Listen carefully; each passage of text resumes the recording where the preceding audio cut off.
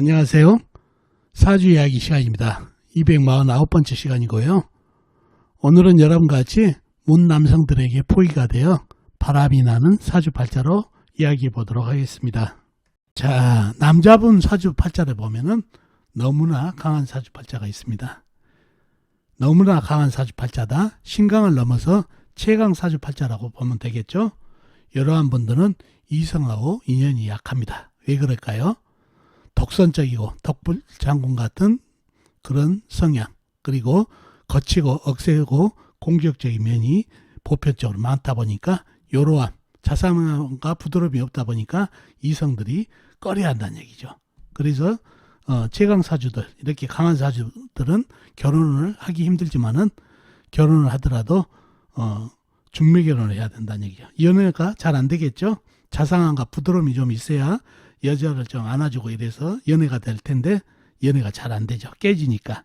그래서 중매로 감추고를 감추고 중매로 결혼해서 나중에 그게 들통이 나더라도 중매로 결혼할 수밖에 없다는 얘기죠. 그래서 이렇게 최강 사주팔자들은 중매로 결혼할 수 있는 그런 사주팔자가 된다는 얘기죠.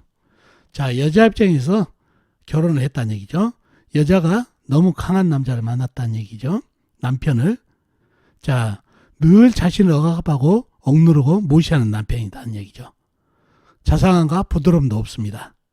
늘 거치고 억세면서 공격적이 되다 보니까 자상함과 부드러움이 떨어진다는 얘기죠. 자식 낳고도 자식들 앞에서도 어려움 없이 그냥 앞에서 면박을 줘버린다는 얘기죠. 억세면서 공격적인 창피를 바로 자식들 앞에 줘버리니까 또 주변 사람이 있든 없든 그런 창피를 줘버린다는 얘기죠. 그러니 자식 앞에서도 창피하고 주변 사람들에게도 창피합니다. 자, 이런 여자분들이 밖에서 자상하고 부드러운 남자면은 어떨까요? 그냥 깊은 사랑에 빠지게 될 가능성이 많겠죠. 왜죠? 자신의 남편과 너무나도 극명하게 비교가 돼버린다는 얘기죠. 자, 모름지기 인간은 감정의 동물이니 감정에 따를 수밖에 없다는 얘기죠. 그래서 너무 강한 사람들은 좀 부드러움을 가지면 좋다는 얘기죠. 그게 힘들겠지만은 가정을 지키는 방법, 그런 게 부드러움과 자상함이라는 얘기죠. 안 되더라도 조금씩 노력하면은 이룰 수 있다는 얘기죠. 자, 이렇게 너무 강한 남편을 만나서 주위에 남자들이 포진이 돼가지고 바람이 날 수 있는 그런 사주팔자가 있습니다. 사주팔자로 예를 한번 들어보겠습니다. 자, 이 사주팔자인데요.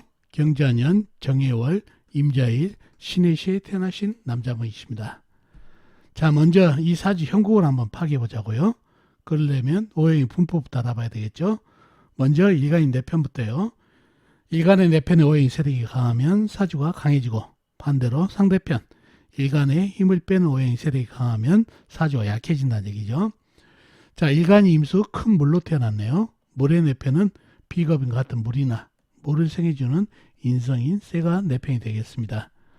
먼저 비겁인 물부터 찾아볼까요? 물은 연지의 자수 작은 물, 월지의 해수 큰 물, 일지의 자수 작은 물, 시지의 해수 큰 물이 있습니다. 그리고 다른 데는 없고 지장간에 없고요. 다음에 물을 생해주는 인성인 쇠를 찾아볼까요? 쇠는 영간에 경금 큰 쇠, 그 다음에 시간에 신금 작은 쇠가 있습니다. 그리고 다른 데는 없고 지장간에 없고요. 자, 그러면 내편의 세력이 대단하죠. 자수 냉수 작은 물, 해수 큰 물, 호수같이 큰 물, 그리고 경금 큰 쇠, 신금 작은 쇠까지 내편의 세력이 대단하죠. 큰 물 작은 물에 금생수까지 받은 물기운이 대단한 사주팔자입니다. 이러면 사주가 아주 강해질 가능성이 많죠. 상대편도 한번 찾아볼까요? 뭔가요? 일간의 힘을 빼는 오해. 식상 일간이 생화면성이 받고, 재성 일간이 극화면성이 받고, 관성 일간이 나를 극하니까 일간이 힘이 약해지는 이 세 가지 오행이 상대편 오행이 되겠습니다. 식상은 뭔가요? 물이 생해진 오행이니까 나무가 되겠고, 재성은 물이 극한 오행 불이 되겠고, 관성은 물을 극한 오행 흙이 되겠습니다. 먼저 식상이 나무를 찾아볼까요? 나무는 사주팔자에 나와 있는 건 없고 지장간, 월지, 해수안의 간목, 큰 나무, 시지, 해수안의 감목, 큰 나무가 암장되어 있네요. 다음에 재성인 불을 찾아보자고요. 불은 월간에 정한 작은 불이 있습니다. 그리고 다른 데는 없고 지장간에 없고요. 다음에 관성인 흙을 찾아볼까요? 흙은 역시 사주팔자에 나와 있는 건 없고 지장간, 월지, 해수안의 무토, 시지, 해수안의 무토가 암장되어 있네요. 자, 그러면 나와 있는 상대편은 정화 하나뿐이다 보니까 사주가 아주 신강한 사주팔자가 됐네요. 자, 이 사주팔자가 신강만 될까요? 내 힘을 빼간 오행, 나무는 해수안의 감목, 시지 해수안의 감목이 있는데 물을 빨아들일 수 있나요? 아니죠. 물기운이 너무 강해가지고 부목되고 썩어버린 나무라 힘이 하나도 없죠. 내 힘을, 물의 힘을 뺄 수가 없네요. 그러니 안 되고, 그 다음에 흙이 해수안의 무토 있지만은 어떤가요? 이 마른 물에 쓸려서 거의 흙탕물이 돼버렸네요. 그러니 물을 막을 수가 없네요. 자, 그러면 정화 하나 남네요. 정화는 물을 극할 수 있나요? 아니면 쇠를 극할 수 있나요? 바로 옆에 임수, 본인, 일간 큰 물과 그 다음에 해수, 그 다음에 자수, 냉수까지 합쳐진 물이 쓰나미가 돼서 이 정화는 발로 뻥 걷어차버리는 그런 형국이 됩니다. 정화가 한시인 돼버리죠. 그죠? 이 많은 물에 한 방에 꺼져버렸다는 얘기죠. 그러니 이 사주팔자는 최강사주가 된 사주팔자가 되겠습니다. 누구도 말릴 수 없는 최강사주팔자. 아까 말씀드렸죠? 이렇게 최강사주팔자가 되면 이성하고 인연이 약해진다는 얘기죠. 또 한번 보자고요. 강한 사주에 해수 이게 뭔가요?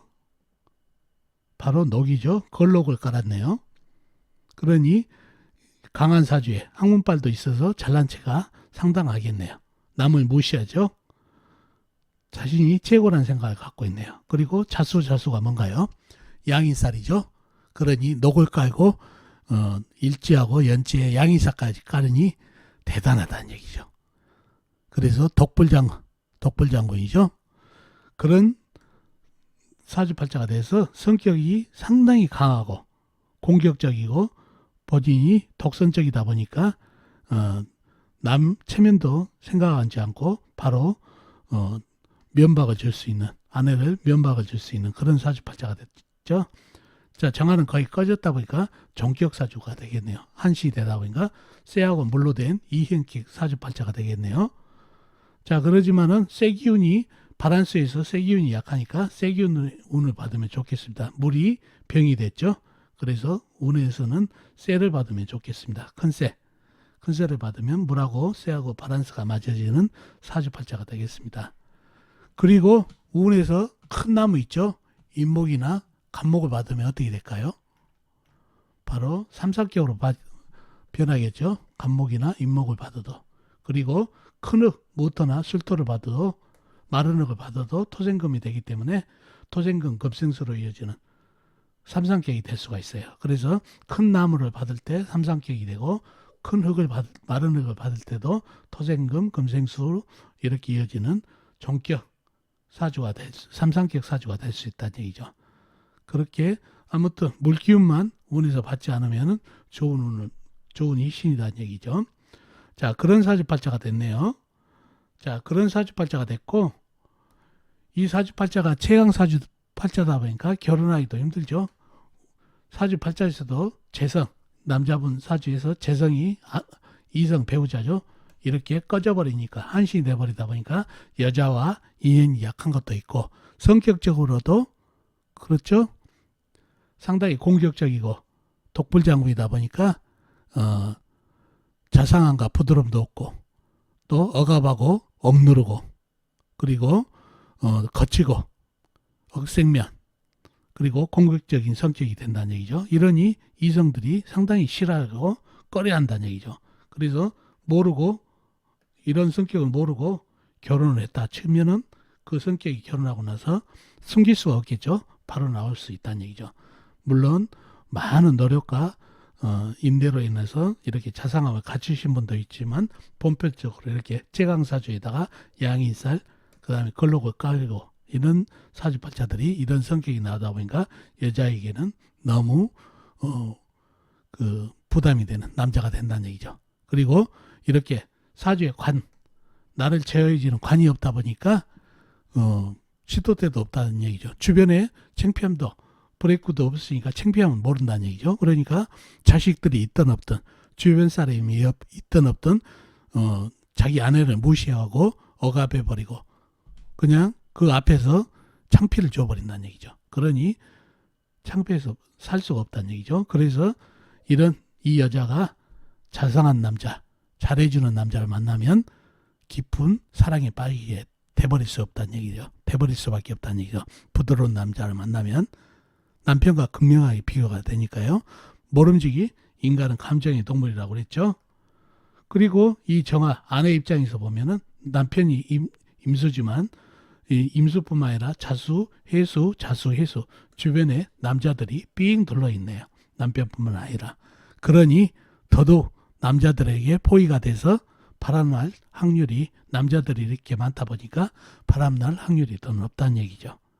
그래서 아내를 지키는 방법은 성격을 좀 자상하게 바꿔야 되는데 그게 쉽지가 않다는 얘기죠. 그래서 사주팔자가 이렇게 생기면은 이렇게 사주가 최강사주가 되고 사주 속에서 재성이 있지만은 재성에 남자가 삥 둘러싸여 있으면은 이런 남편의 성격과 정반대되는 사람과 이렇게 사랑에 빠질 수 있다는 거 꼭 기억해 두시면 좋겠습니다. 자, 어떻습니까? 오늘 사주 이야기 도움이 되셨나요? 도움이 되셨으면 좋겠습니다. 그럼 다음 시간에 뵙도록 하겠습니다. 안녕히 계세요.